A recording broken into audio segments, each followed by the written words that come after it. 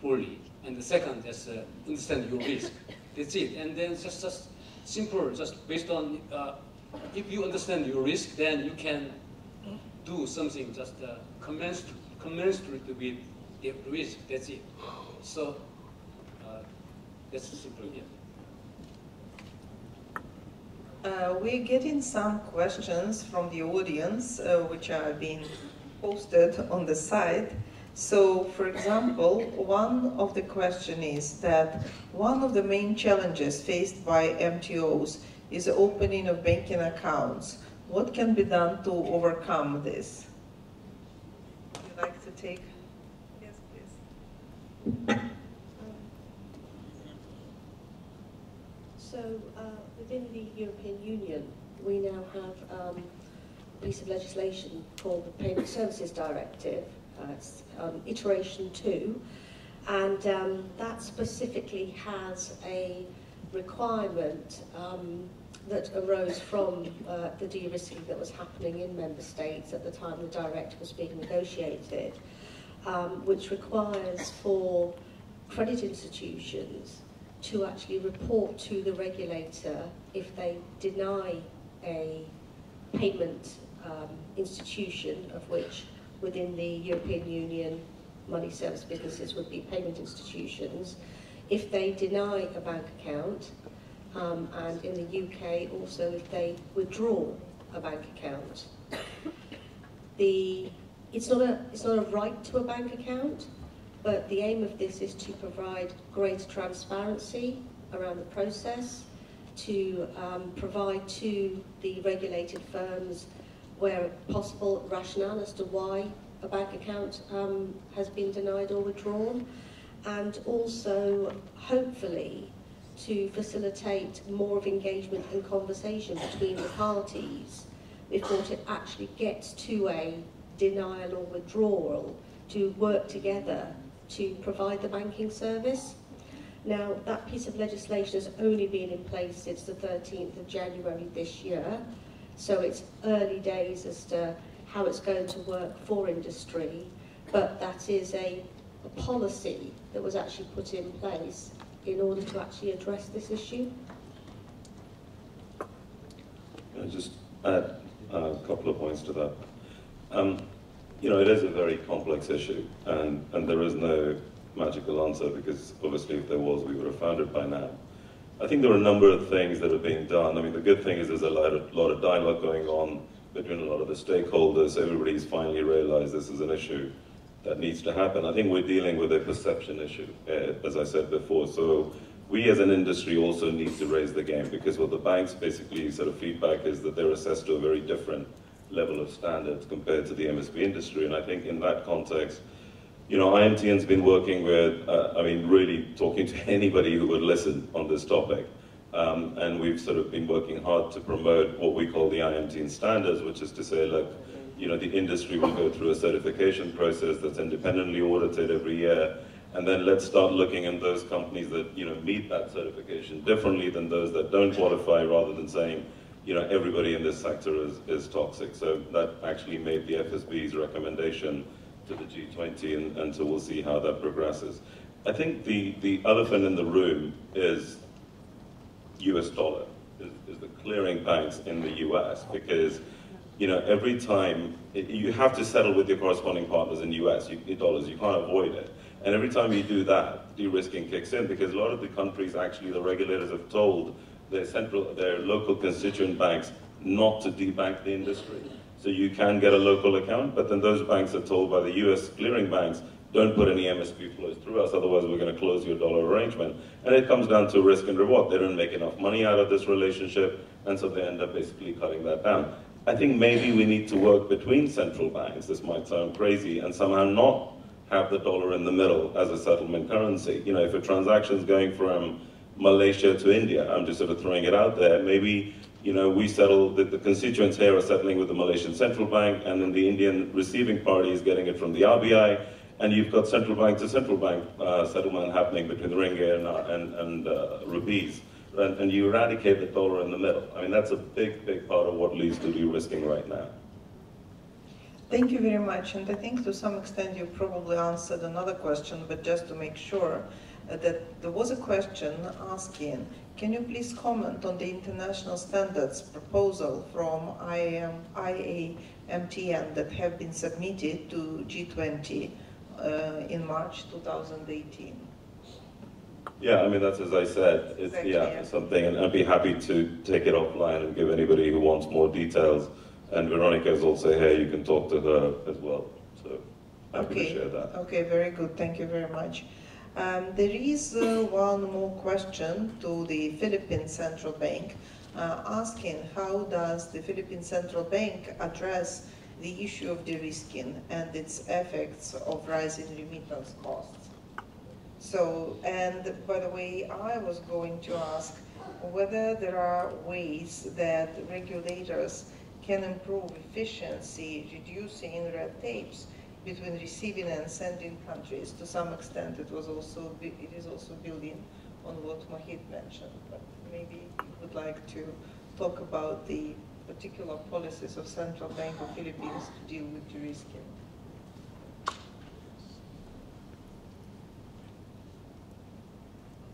Based on the Philippine experience of remittance players and money service businesses, de-risking causes disruption in money transfer chain. In fact, based in the last few years, we have saw already the increasing the cost of remittance. That's exactly what we're seeing in the Philippines. And also some shift towards informal channels, and also it causes financial inclusion. So yeah, how the Philippines addresses this issue. First, in the FSB, where the Philippines is also part in crafting policies and standards for addressing this, including the key stakeholders. We have mentioned that, as articulated by Mohit, in fact, this industry is highly regulated and well supervised. So from the licensing up to continuous monitoring and even enforcement actions. So in fact, they were yesterday in one of the sessions for the Malaysian experience, one of their adverse enforcement action is the revocation of license also in Malaysia. So these are what we have doing so that the other players like bank would have a degree of reliance that the industry are in fact well operating and through also enhanced supervision of the regulators. Okay. So it's one key point, and these are articulated in the standard provided in the FSB. Yeah, I just want to also add, maybe, look, there's a lot of guidance that's out there. You talk about the FATF guidance.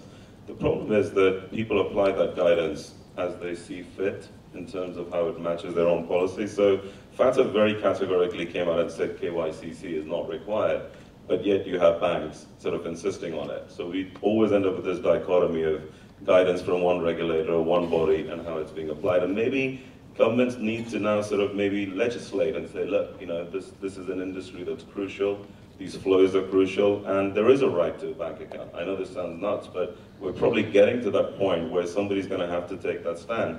I also want to sort of put it into perspective, and I heard somebody told me, look, you can walk into the US airports with $10,000 cash. You don't have to declare it, nobody's going to ask you questions.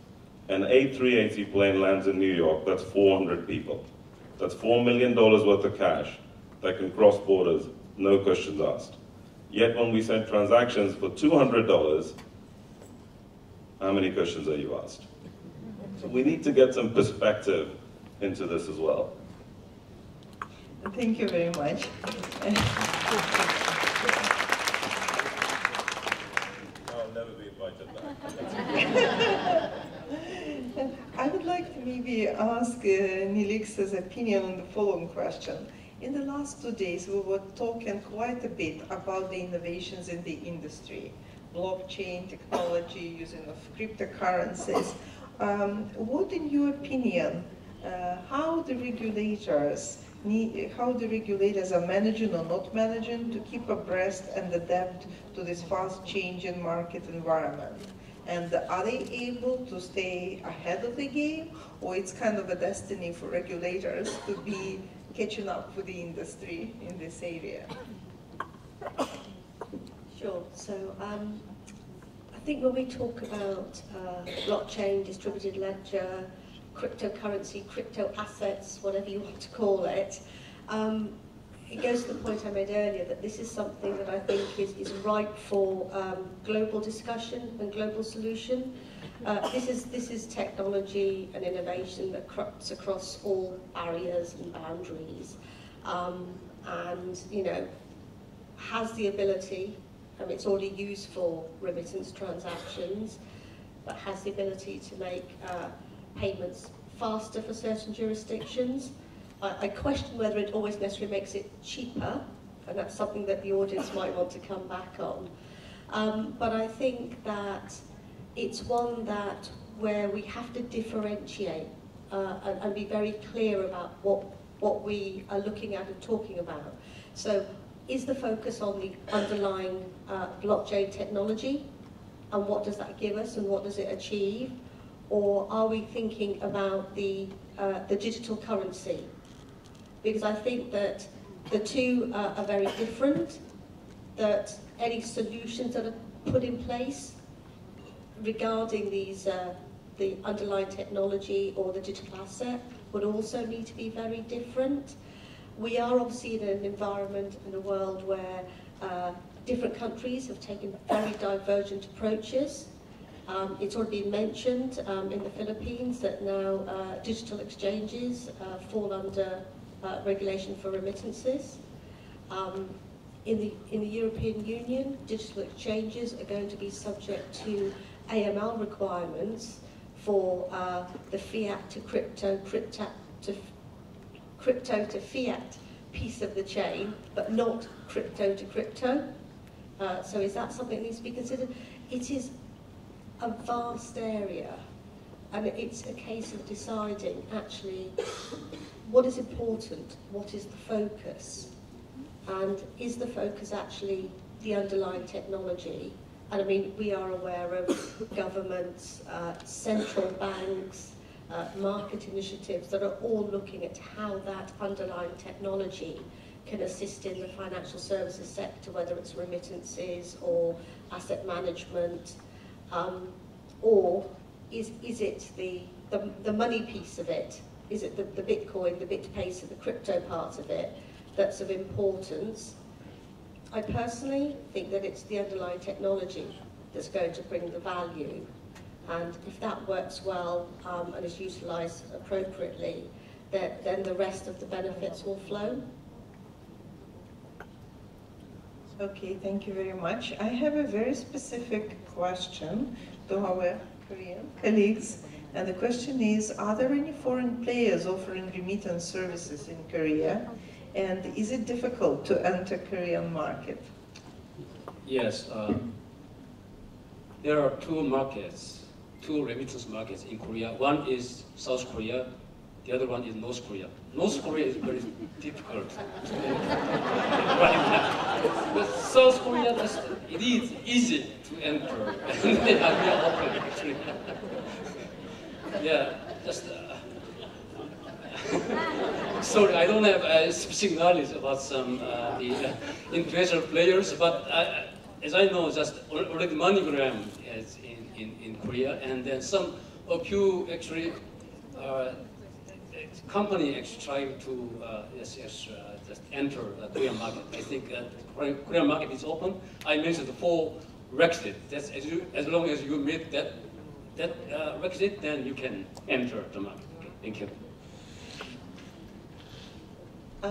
Just before going to one more question which we have on electronic display, I just wanted to make sure maybe there are some questions in the audience. Yes, please go ahead.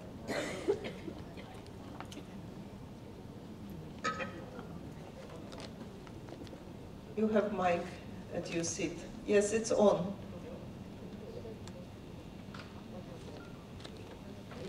Hello.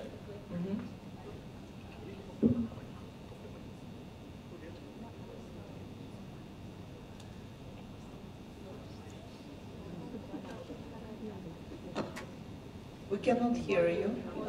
Okay. Yes. Good morning. My name is Indra. I'm from MSP industry from Malaysia. My question to Mr. Lee regarding his presentations done that he has mentioned, because non-banking remittance started just 10 months before, and then he had presented that from the remittance cost from 5% has gone down to the 0.1%. I know it looks like really unrealistic for us. So can you suggest how, I mean, that kind of cost can be reduced so that maybe we can also... Yeah, I don't know, but just before coming here, I asked to a specific company, then they charge also to send